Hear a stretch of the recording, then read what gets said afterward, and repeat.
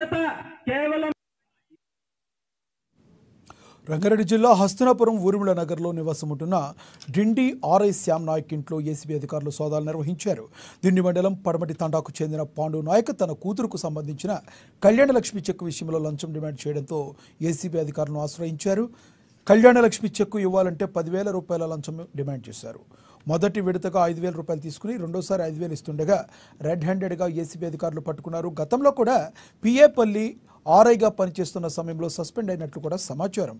ఫైల్పై సంతకం పెట్టకుండా 2 సంవత్సరాలుగా శ్యామ్ నాయక్ వేధిస్తున్నాడని బాధితుడు ఆవేదన వ్యక్తం చేశారు.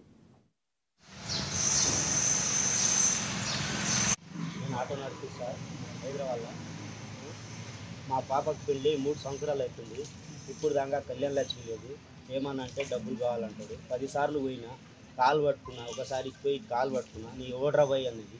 మళ్ళీసారి పోతే ఇదే మాట మాట్లాడి, మళ్ళీ ఇంకోసారి పోతే ఎమ్మెల్యే తోటి ఫోన్ చేపిస్తాను చేయలేదు. ఇన్ని రోజులు కష్టపడి 3 రోజులకి వెళ్ళి కష్టపడి ఇప్పుడు వచ్చి ఏడో అప్పు సొప్పు తెచ్చి 5,000 ఇచ్చిన.